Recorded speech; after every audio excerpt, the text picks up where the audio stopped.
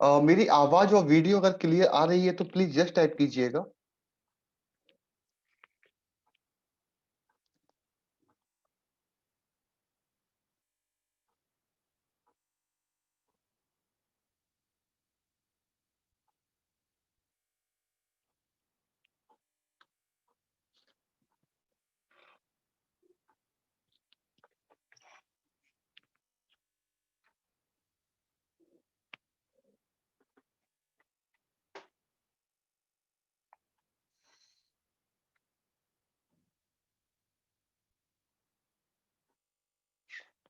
चलिए सेशन को स्टार्ट करते हैं। आज के सेशन को योगा क्लास यानी कि योग के बारे में सीखेंगे, योग के बारे में जानेंगे और योग को करेंगे और योग को अपनी जीवन शैली में उतारने का, बनाने का, उसको पालन करने का, उसका प्रयास करेंगे। तो अभी तक जो सीखा हमने तो बहुत ही बेसिक लेवल का था वो, कि बहुत सरल, बहुत ही आसान, पर वह इफेक्टेड है। जब आप उसको सही तरीके से आप कर लेंगे तो आज जो मैं आपको सिखा रहा हूं वह करना आपके लिए बहुत आसान होगा। और आज अगर आप जो सीख रहे हैं उसको अगर सही तरीके से कर लेंगे तो आगे आने वाले जो लेवल होगा, लेवल 4, उसके अंदर भी आप सही तरीके से परफॉर्मेंस कर पाएंगे और जो भी मैं आपको बता रहा हूं उसको आप सही कर पाएंगे। तो सभी चीजें एक दूसरे से इंटरकनेक्टेड हैं। कोई ऐसा नहीं है कि डायरेक्ट आप सीधे छलांग लगा के लेवल 4 तक पहुंच जाए या फिर बहुत एडवांस लेवल तक आप जा सके। तो सीढ़ियां चढ़ेंगे, सीढ़ियों के साथ में अगर चढ़ते हैं तो आसानी होती है, रस्सी पकड़ के अगर चढ़ेंगे तो बहुत मेहनत लगती है। ओके, तो सीढ़ियों का इस्तेमाल करेंगे। यही सीढ़ियां हैं जो आपको स्वास्थ्य की तरफ लेके जाएंगी, यही वह सीढ़ियां हैं जो आपको एक्टिव करेंगी, यही वह सीढ़ियां हैं जो आपकी सारी बीमारियों को दूर करेंगी। तो आज के सेशन में क्या क्या होने वाला है, तो सभी लोगों का मैं स्वागत करता हूं फिर से एक बार the art of weight loss system की मिनी वर्कशॉप में, जो कि करीब 45 मिनट से 1 घंटे की होने वाली है। यहाँ पर बहुत सारी नई चीजें आज सीखेंगे। तो आज क्या क्या करने वाले हैं, तो आज मुख्य रूप से 7 तरीके के योगाभ्यास करेंगे। तो योगाभ्यास का नोट कर लीजिए। जैसा कि मैंने आपको हर बार कहता हूं कि आपके पास में पेपर पेन होना बहुत जरूरी है, जिससे आप उसको लिखते जाएं। ओके, आपके जो भी क्वेश्चन है, तो जिस किसी प्लेटफॉर्म के ऊपर आप इस वीडियो को देख रहे हैं, चाहे आप यूट्यूब के ऊपर देख रहे हैं, चाहे मेरी खुद की वेबसाइट के ऊपर देख रहे हैं, तो कमेंट में आप बताइएगा क्या प्रॉब्लम को आप फेस कर रहे हैं या किसी भी स्टेप में, या कोई भी XYZ कोई भी क्वेश्चन है तो कमेंट में आप पूछेंगे तो उसका मैं जवाब आपको मैं दे पाऊंगा। ओके, तो सबसे पहला जो आसन आज सीखेंगे उसका नाम है हस्त उत्थासन, दूसरा है हस्त पादासन, तीसरा है अश्व संचालन, चौथा है दंडासन, पांचवा है अष्टांग नमस्कार, छठवा है भुजंगासन, सातवां है अधोमुखासन। और इसके साथ में सीखेंगे योग मुद्रा, और इसके बाद में करेंगे स्पेशल तरीके का प्राणायाम। ओके, तो यह सीक्वेंस आज का रहेगा। तो सबसे पहले स्टार्ट करते हैं योगाभ्यास के साथ में। जो भी सूक्ष्म व्यायाम अगर आपने सीख चुके हैं और करते हैं तो उसको पहले आप ट्राई कीजिएगा, उसके बाद में इन सारे आसनों को कीजिएगा। क्योंकि जब भी आप सूक्ष्म व्यायाम करते हैं तो आपकी बॉडी के अंदर थोड़ी स्ट्रेंथ बढ़ती है, थोड़ा आपको अच्छा लगने लगता है और आप उस मोमेंटम में आ जाते हैं। ओके, तो सबसे पहले आप मेक श्योर करें कि आप योगा मैट आपके पास में है, क्योंकि बिना योगा मैट के कई सारे योगाभ्यास जब हम करते हैं, खास तौर से लेट के करने वाले, तो हमारी रीढ़ की हड्डी के अंदर कई बार दर्द हो सकता है, प्रॉब्लम आ सकती है। तो उसको बचने के लिए योगा मैट का इस्तेमाल कीजिए। जब भी आप मार्केट से कोई भी योगा मैट खरीदें तो थोड़ा सा प्रीमियम क्वालिटी की ही खरीदिएगा। ओके, थोड़ी नॉर्मल क्वालिटी, लो क्वालिटी से होता क्या है कि वह आपको सही तरीके से सपोर्ट नहीं देती है, और दूसरा कि वह बहुत जल्दी स्लिप हो जाती है। तो चोटों से बचिएगा।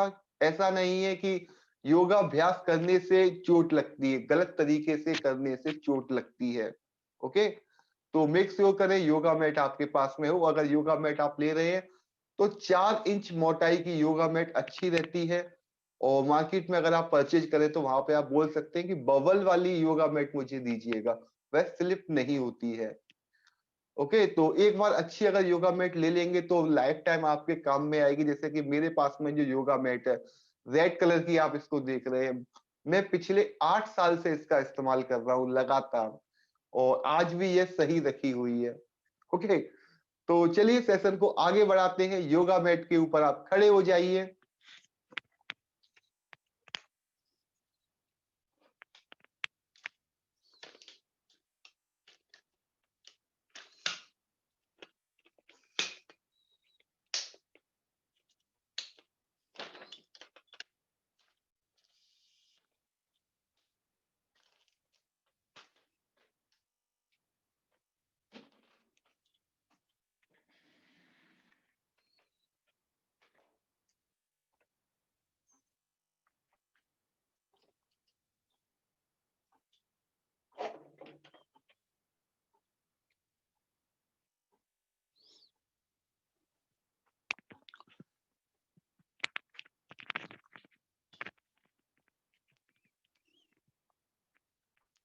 तो सबसे पहले थोड़ा सा करेंगे सूक्ष्म व्यायाम, उसके बाद में इन आसनों को स्टार्ट करेंगे।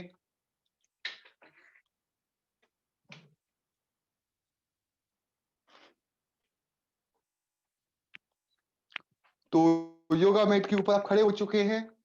तो सूक्ष्म व्यायाम जल्दी जल्दी थोड़ा करेंगे, सीक्वेंस को थोड़ा फास्ट करेंगे, 5 मिनट में सारे सूक्ष्म व्यायाम को खत्म करेंगे। ओके, तो मैं आपको बताऊंगा नहीं कैसे करना है, क्योंकि लास्ट वीडियो में, लास्ट सेशन में आप इसको सीख ही चुके हैं।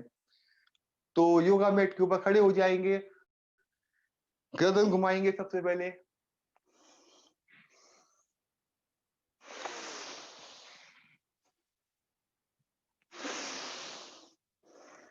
Anti clockwise,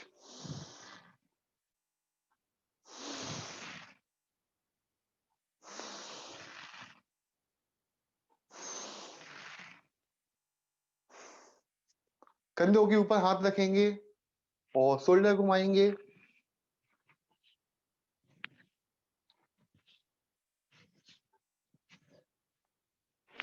clockwise, anti clockwise,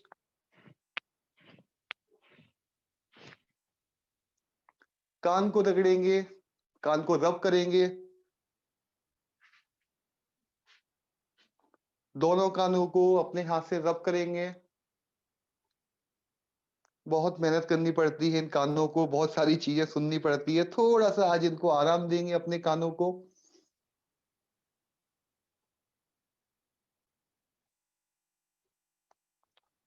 इसके बाद में राइट कलाई को पकड़ेंगे लेफ्ट हैंड से और झुकेंगे, जितना झुक सकते हो। ऐसा ही दूसरी साइड।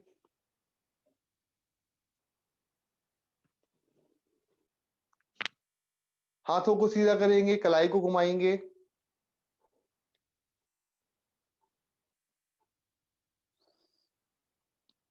क्लॉकवाइज या एंटी क्लॉकवाइज।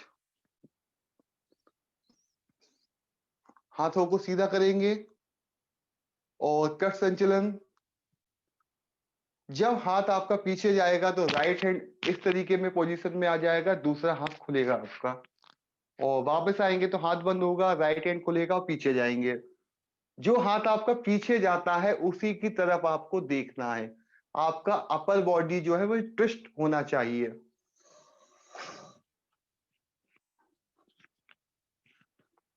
दस से लेके 20 बार।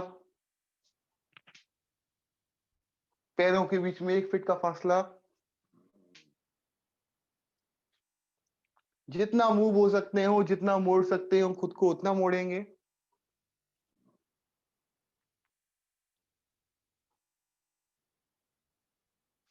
कमर के ऊपर हाथ रखेंगे, कमर घुमाएंगे,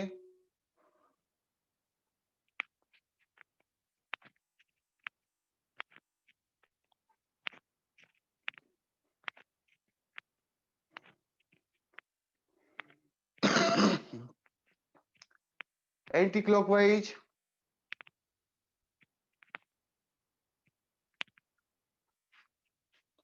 पैरों से सर्कल बनाएंगे,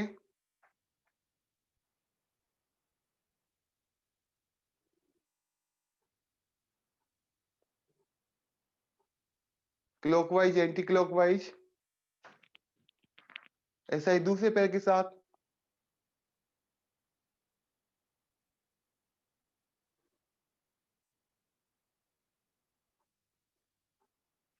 और 3 झटके। ये थे आपके सूक्ष्म व्यायाम जो कि स्टार्टिंग में करना बहुत जरूरी है आपकी बॉडी में मूवमेंट लेके आने के लिए।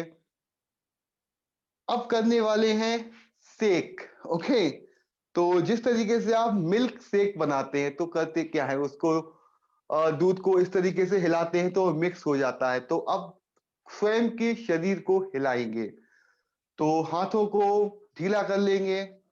ओके, और पैरों से चलते रहेंगे एक जगह पर, ऊपर नीचे ऊपर नीचे।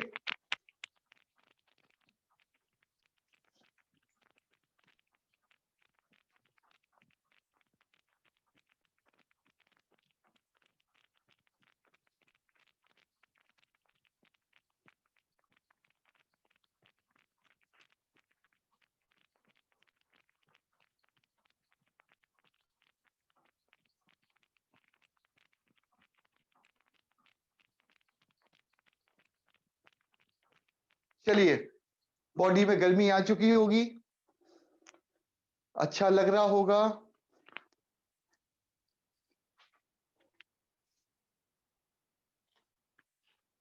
अब करने वाले हैं हस्त उत्थासन।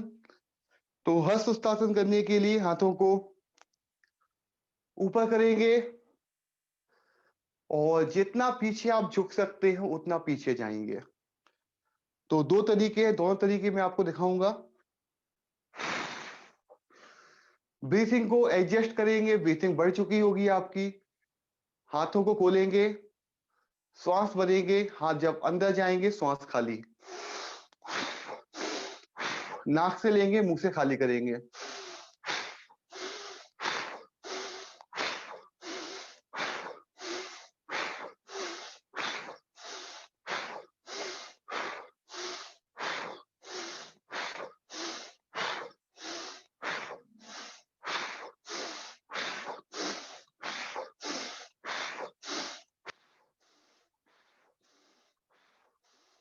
तो चलिए अब करते हैं हस्त उत्थासन। देखिए जितने भी आसनों के नाम हैं तो सबसे पहले उन आसनों के नाम के जरिए आप समझ सकते हैं कि उस आसन के अंदर क्या है।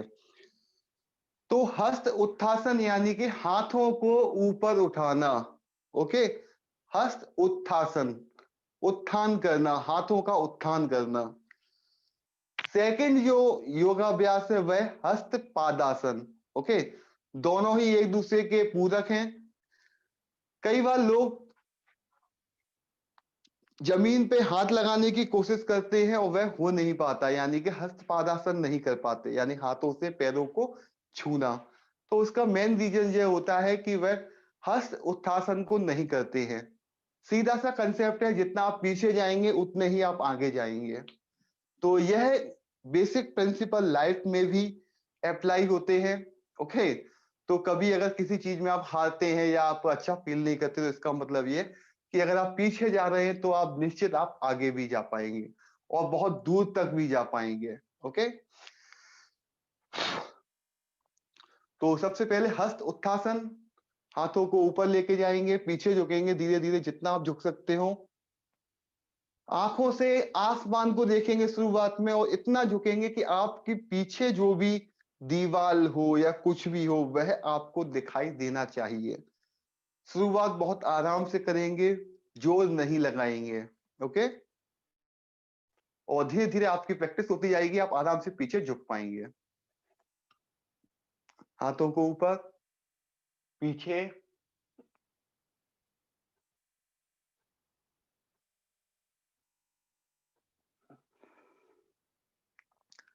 जितना आप झुक सकते हो। ठीक है, पहला तरीका ये है। दूसरा ये है कि हाथों को अपने हिप्स के पास में रख लेंगे, सपोर्ट हाथों का देंगे। ओके, बहुत सरल तरीका है ये हस्त उत्थासन का। शुरुआत में आप इस तरीके से भी स्टार्ट कर सकते हैं। कमर के ऊपर हाथ रखेंगे और धीरे धीरे धीरे धीरे पीछे झुकेंगे, और पीछे, और पीछे, और पीछे, और पीछे, और पीछे। जमीन आपको दिखाई देना चाहिए पीछे की। तो यह था दूसरा तरीका हस्त उत्थासन का। इस तरीके से भी आप इसको स्टार्ट कर सकते हैं। ओके, तो एक बार और देखेंगे हस्त उत्थासन कैसे करना है। हाथों को पीछे लेके जाएंगे, पीछे, पीछे,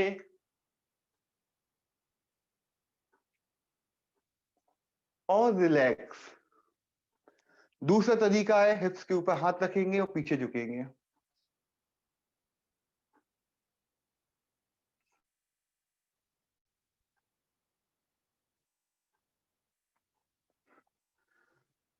तो यह था दूसरा तरीका हस्त उत्थासन का। हाथों का सपोर्ट लेंगे तो आपको हो सकता है कि थोड़ा सा सरल लगे आपको करना। तो यह था हस्त उत्थासन। अब करने वाले हस्त पादासन। तो हस्त पादासन करने के लिए हाथों को ऊपर लेके गए और नीचे धीरे धीरे लेके आए।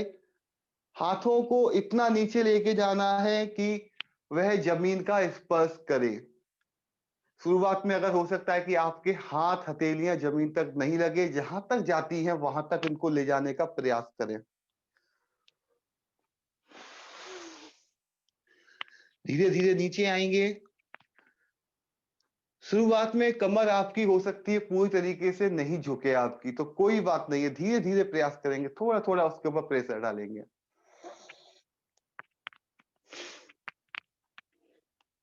इस तरीके से थोड़ा फोर्सफुली भी खुद को नीचे लेके जाएंगे तो आपके हाथ जमीन से लगने लगेंगे। अगर आपके हाथ लग रहे हैं तो प्रयास करें कि आपकी हथेलियां लगने लगे। ओके, और अगर हथेलियां लगने लगे तो प्रयास कीजिए कि आपका सिर आपके घुटने से टच हो।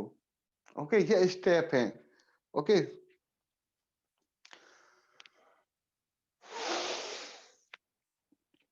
धीरे धीरे हथेलियां जमीन पर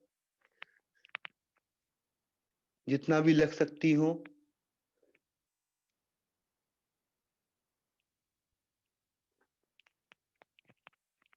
फिर एक बार हस्त उत्थासन, हस्त पादासन, हस्त उत्थासन, हस्त पादासन। तो यह सीक्वेंस है हस्त उत्थासन और हस्त पादासन का। अब इसके साथ में करेंगे ये कि जब भी ऊपर जाएंगे श्वास भरेंगे, जब नीचे जाएंगे श्वास को खाली कर देंगे।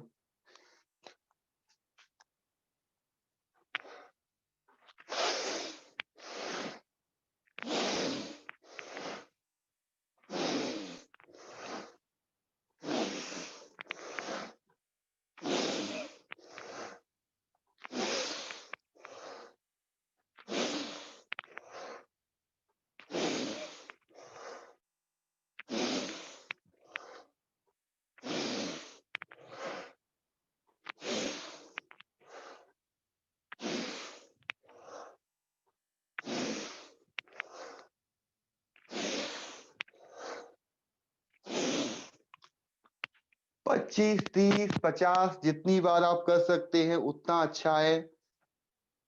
जैसे ही आप करेंगे आपको महसूस होगा कि आपके पेट के आसपास बहुत तनाव सा लगेगा, आपको लगेगा कि हाँ कि इसमें खिंचाव आ रहा है। तो इसका मतलब ये है कि आप शरीर के ऊपर थोड़ा प्रेशर डाल रहे हैं, इस वजह से ऐसा हो रहा है। तो अब नेक्स्ट आसन करने वाले हैं अश्व संचालन। तो नाम से ही जाहिर है कि अश्व संचालन यानी कि घोड़े जैसा संचालित होते हैं उस तरीके से।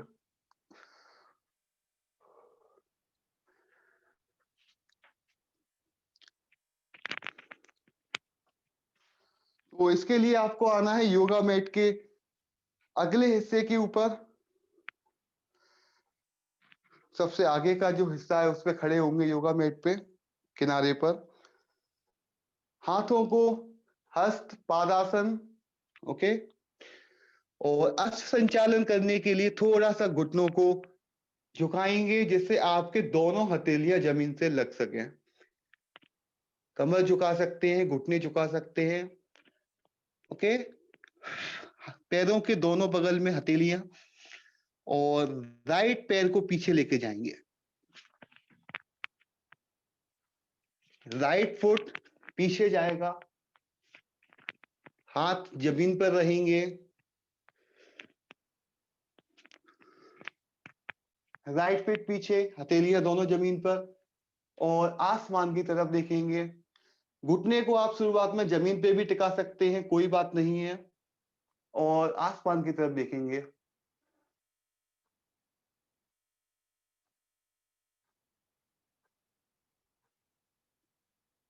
इस पोजीशन में होल्ड करेंगे।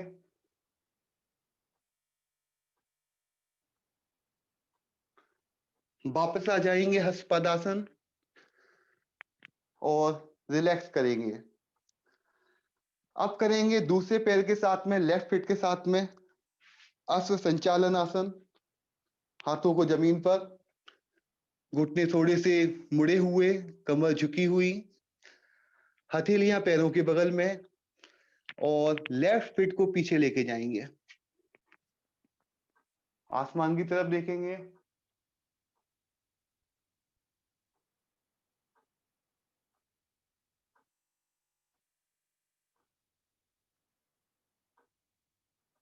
और रिलैक्स। तो यह था अश्व संचालन आसन। सभी एक दूसरे से कनेक्टेड हैं, तो कोशिश करिएगा सभी को करें आप।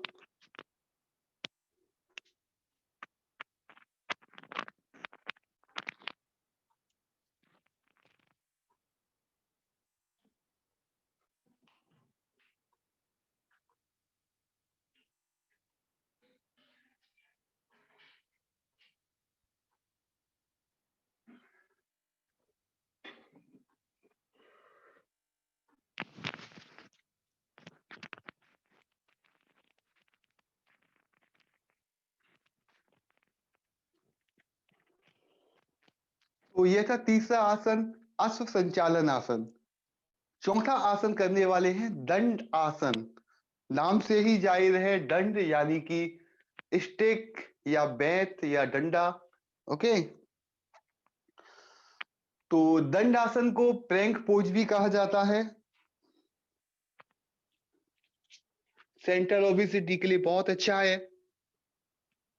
तो सबसे पहले योगा मैट के ऊपर आ जाएंगे, और योगा मैट के आखिर का जो सिरा होगा वहां पर दोनों हाथों को रखेंगे, और कमर सिर एक ही साथ में होगा आपका। हाथों के ऊपर पूरा वजन, और इस पोजीशन में होल्ड करेंगे।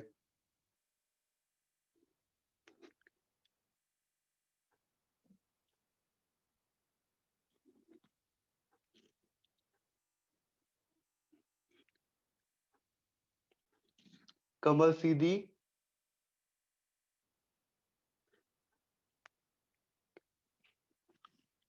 देखिए, दंडासन में आप कितने समय तक भी रुक सकते हैं। जितने ज्यादा समय तक रुकेंगे उतना ही अच्छा है। तो यह था चौथा आसन, दंड आसन।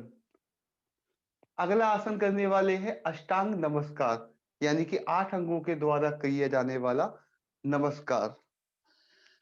तो योगा मैट के आगे के हिस्से के ऊपर अपने हाथों को रखेंगे, हथेलियों को, और पेट के बल लेट जाएंगे।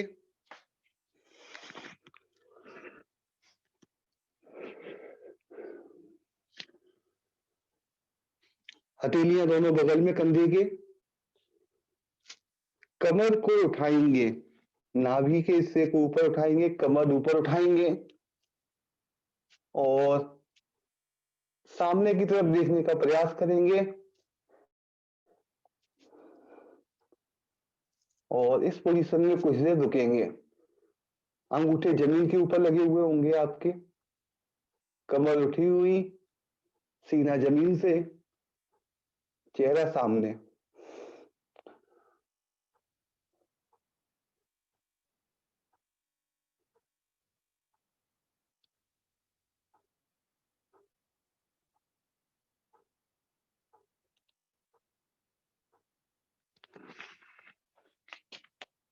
यह था अष्टांग नमस्कार, 8 अंगों के द्वारा किया जाने वाला नमस्कार।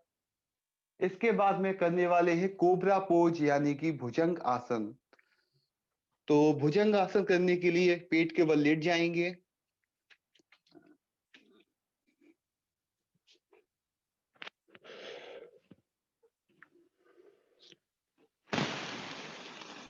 दोनों हथेलियां कंधे के बगल में और धीरे धीरे ऊपर की तरफ उठेंगे।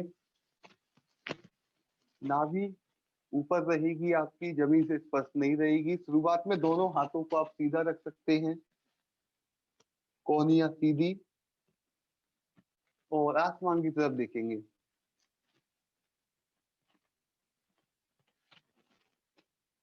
तो ये सबसे सरल वर्जन है भुजंग आसन का, कोबरा पोज का।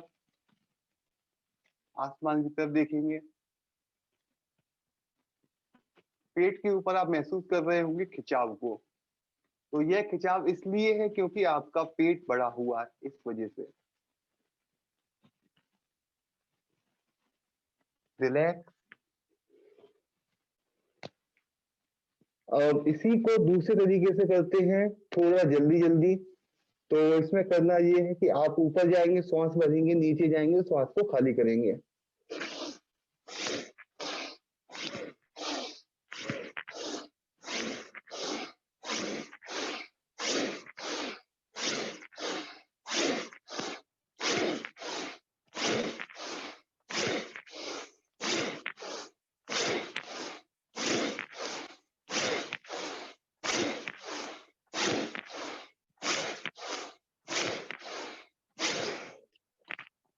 तो यह दो वेरिएंट थे भुजंगासन के, दोनों ही अच्छे हैं। जो भी आपको सूटेबल लगे, या एक या दो, दोनों ही आप आजमा सकते हैं। तो ये था भुजंगासन, कोबरा पोज। अब आज का आखिरी आसन यानी कि 7वां आसन है अधोमुखासन। तो नाम से जाहिर है अधोमुख यानी कि आधा मुख। तो आधा मुख कैसे बनेगा उसको बनाएंगे। तो योगा मैट के ऊपर आ जाएंगे।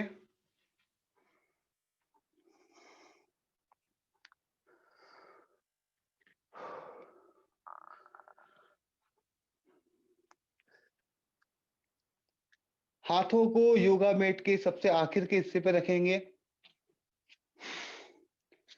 दंडासन में आएंगे और धीरे धीरे आगे की तरफ जाएंगे। पैर के पंजे पूरे जमीन से लगेंगे आपके। अगर कम लगते हैं तो कोई बात नहीं है।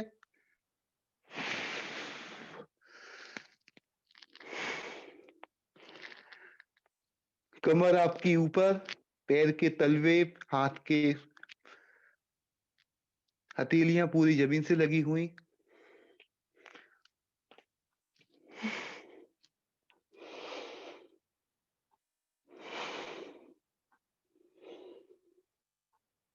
इस पोजीशन में होल्ड करेंगे अधोमुखासन।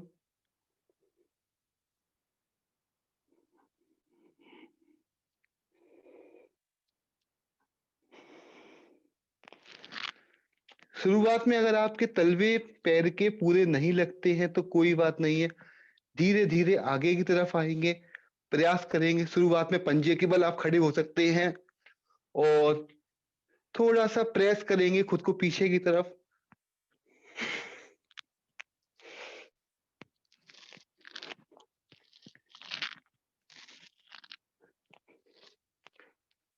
अधोमुखासन।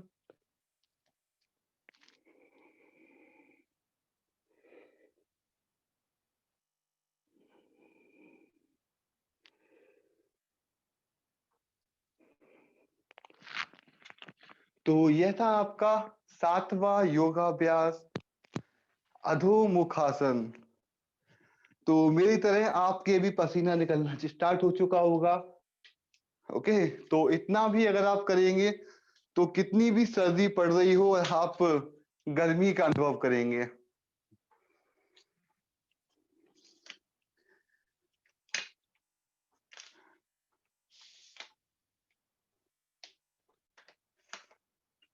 तो अब करने वाले हैं प्राणायाम।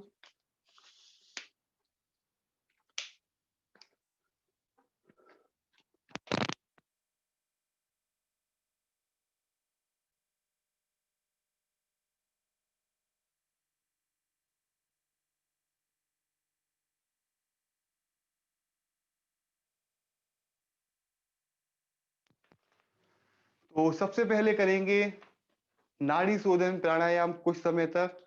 उसके बाद में अगला प्राणायाम करेंगे। ओके, तो नाड़ी शोधन प्राणायाम आपको मालूम ही है किस तरीके से है। बीच के हिस्से पे सबसे बड़ी उंगली को रखेंगे, दोनों उंगलियां बगल में, नाक और अंगूठे से, सॉरी अंगूठे से और सबसे छोटी उंगली से नाक को बंद और खोलेंगे।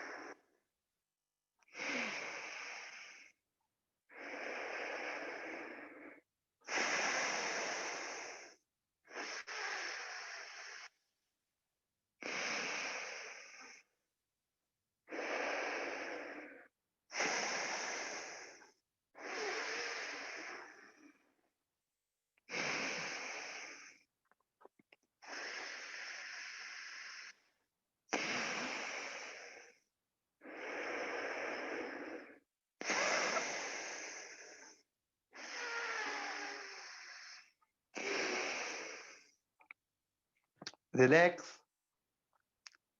अब करने वाले हैं आज का दूसरा प्राणायाम, जिसको कहते हैं भांगरी प्राणायाम। ओके, तो इसके अंदर होता ये है कि हम आंखों के ऊपर 3 उंगलियों को, बीच की 2 उंगलियां होती हैं उनको आंखों पे रखेंगे, सबसे उसके बगल वाली उंगली को भौं के ऊपर, और अंगूठे से कान को बंद करेंगे। कान को इतना अंगूठे से बंद करना है, अंदर नहीं डालने अंगूठे को।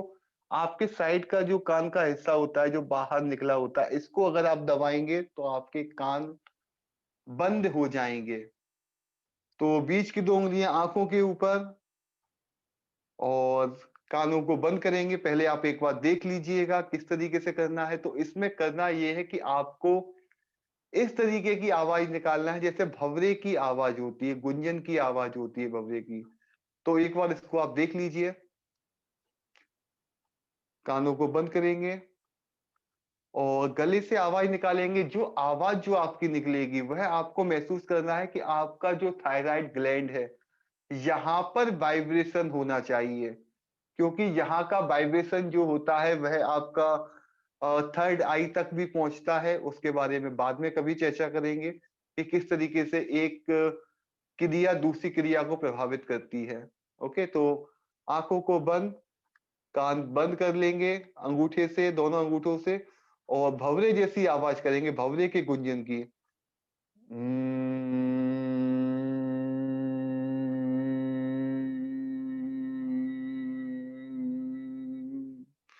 जो भी श्वास आपने एक बार भरी है उसको जब खाली करेंगे तो गुंजन की आवाज के साथ में खाली होगी। 5 से लेके 10 बार करना बहुत अच्छा है आपके थायराइड के लिए, तो बहुत अच्छा है। ओके, तो आगे किसी वीडियो में बात करेंगे पूरी तरीके से हार्मोनल इम्बैलेंस, थायराइड, पीसीओडी, उसके लिए क्या डाइट होना चाहिए और उसमें क्या चीजें आपको अवॉइड करनी है, किन चीजों का ध्यान रखना है, और घर पे कैसे स्वयं आप टेस्ट कर सकें अपने थायराइड को। ओके, तो इस पे आगे चर्चा करेंगे। तो अभी करते हैं भावरी प्राणायाम। 5 से लेके 10 बार। गले में वाइब्रेशन होना चाहिए, इसकी सीधी सी पहचान है कि आपका गले जो है उसमें वाइब्रेशन होना।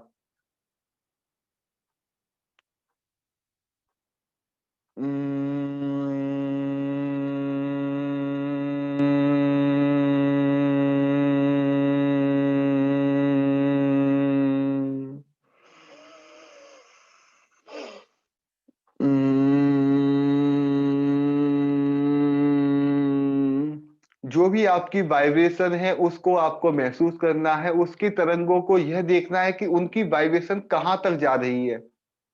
आपकी आज्ञा चक्र तक जा रही है कि आपके हृदय तक जा रही है, कहाँ तक जा रही है। वाइब्रेशन यहाँ से जरूर निकलती है पर पूरे शरीर को वह वाइब्रेट करती है, और जितने भी आपकी नाड़ियों के अंदर जो भी ब्लॉकेज है आपके, उनको क्लियर करती है। ओके, तो बहुत अच्छा, बहुत ही प्रभावी वजन प्रबंधन का, दिमाग को शांत रखने के लिए बहुत अच्छा उपाय है। फिर से एक बार और।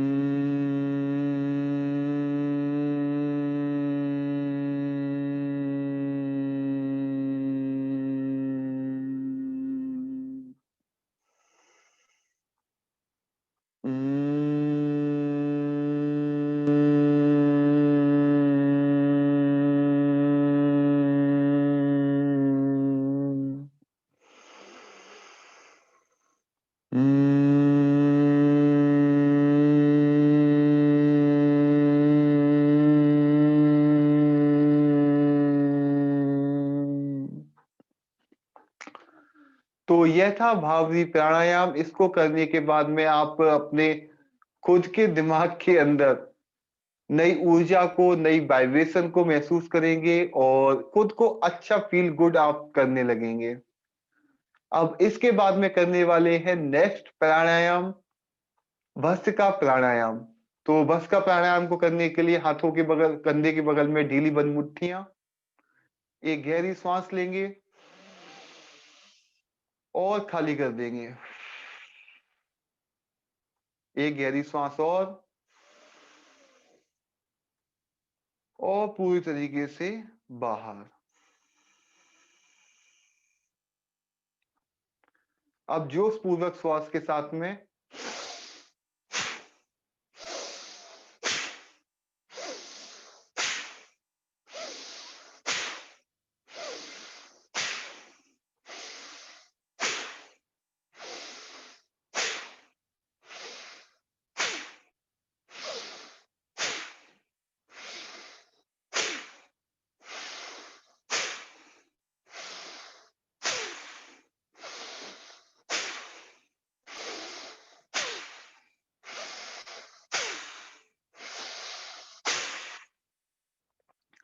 तो यह था भस्त्रिका का प्राणायाम। 1 राउंड, 2 राउंड, 3 राउंड, 5 राउंड, जितने भी आप करना चाहें उतने भी राउंड कर सकते हैं, पर बीच में थोड़ा गैप लेके करेंगे, लगातार नहीं करेंगे। ओके, तो इसमें इस चीज का विशेष ध्यान रखेंगे। एक बार में 20 से लेके 30 बार तक पर्याप्त है। 20 से लेके 30 तक के आप 2, 3, 4, 5 इतने सेट तक आप बना सकते हैं। ओके, तो आंखों को बंद करके ही करना है। जो भी आप किसी भी तरीके का प्राणायाम करें तो वहां पर हमेशा आपको आंखों को बंद ही रखना है। और जब भी आप किसी भी तरीके का कोई भी प्राणायाम करें तो वहां पर अपने ध्यान को एक जगह पर स्थिर करें, किसी भी चीज के ऊपर। तो यहाँ पर जब भी हम प्राणायाम करते हैं तो वहां पर आप स्वयं की श्वास के साथ में कंसंट्रेशन कर सकते हैं, वहां पर ध्यान केंद्रित कर सकते हैं।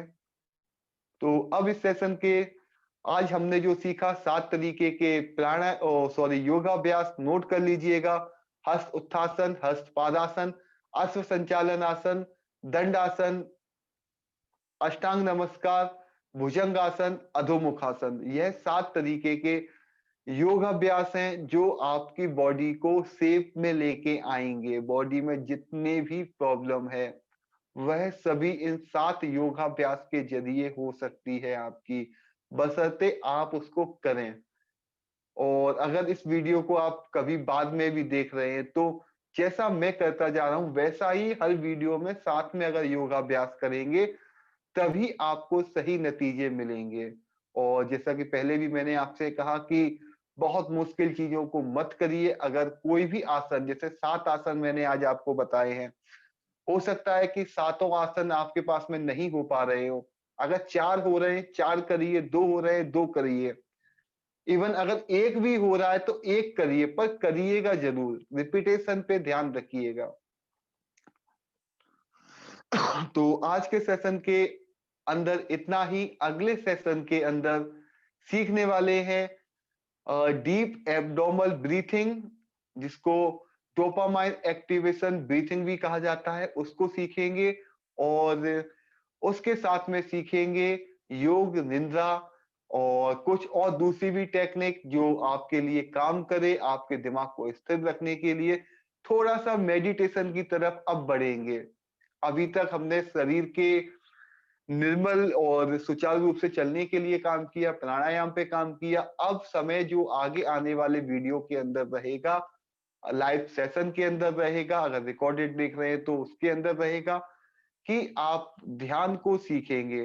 तो अगला सेशन जो होगा वह कुछ लंबा होगा, तो मेक श्योर कीजिएगा कि आपके पास में सही समय हो करने के लिए, क्योंकि वह चीजें करने में थोड़ा समय ज्यादा चाहिए होगा। ओके, तो मिलते हैं अगले वीडियो के अंदर, अगले सेशन के अंदर, अगली वर्कशॉप के अंदर। तब तक जुड़े रहिए। कोई भी आपके सवाल है तो कमेंट में आप पूछ सकते हैं। ओके, तो मिलते हैं अगले सेशन के अंदर। तब तक के लिए नमस्कार।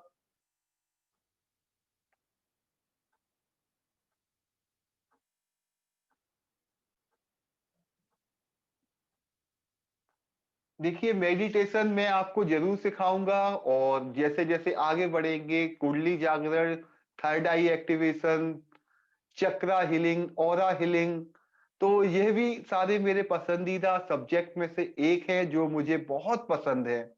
ओके, तो आप समझ सकते हैं कि बॉडी में बहुत सारे अलग अलग तरीके की हीलिंग की आवश्यकता होती है।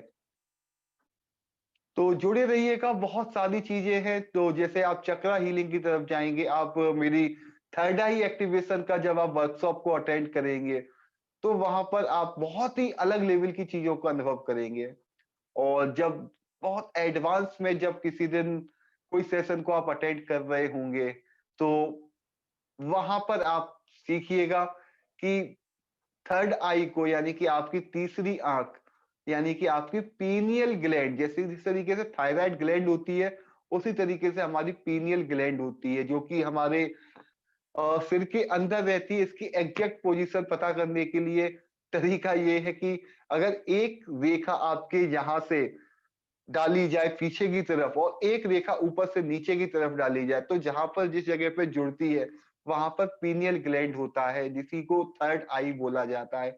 इसी को थर्ड आई एक्टिवेशन कहा जाता है, पीनियल ग्लैंड को एक्टिव करना। ओके, तो उसके बारे में सीखेंगे, वहां पर भी चर्चा करेंगे।